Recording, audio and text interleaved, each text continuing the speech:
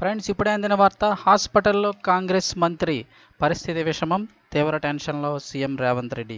వివరాలు వీడియోలో తెలుసుకుందాం. వీడియో స్కిప్ చేయకుండా పూర్తిగా చూడండి, అప్పుడే కంప్లీట్ ఇన్ఫర్మేషన్ అయితే మీకు అర్థమవుతుంది. అలాగే ఇంకెవరైనా మన ఛానల్ సబ్స్క్రైబ్ చేసుకోకపోతే వెంటనే సబ్స్క్రైబ్ చేసుకోండి. ప్రభుత్వం నుంచి వచ్చే ముఖ్యమైన అప్డేట్స్ అన్ని మిస్ అవ్వకుండా మీకు ముందుగానే తెలియజేయడం జరుగుతుంది. సో ఛానల్ సబ్స్క్రైబ్ చేసుకున్నట్లయితే నేను చేసే ప్రతి వీడియో మీకు నోటిఫికేషన్ అయితే రావడం జరుగుతుంది. సో అలాగే వీడియోను ఒక లైక్ చేసినట్లయితే మరింత మందికి సమాచారం చేరుతుంది. ఇంక వివరాల్లోకి అయితే వెళ్ళిపోదాము. మాజీ మంత్రి కాంగ్రెస్ నాయకులు మోత్కుపల్లి నరసింహులు అస్వస్థతకైతే గురయ్యారు. అకస్మాత్తుగా బీపీతో పాటు షుగర్ లెవెల్స్ డౌన్ కావడంతో కుటుంబ సభ్యులు ఆయన వెంటనే ఆసుపత్రిలో చేర్పించారు. ప్రస్తుతం ఆయన బేగంపేటలోని వెల్నెస్ ఆసుపత్రిలో చికిత్స పొందుతున్నారు. అయితే అకస్మాత్తుగా అస్వస్థతకు గురి కావడంతో ఆయన ఆరోగ్యంపై కుటుంబ సభ్యులు ఆందోళన చెందుతున్నారు.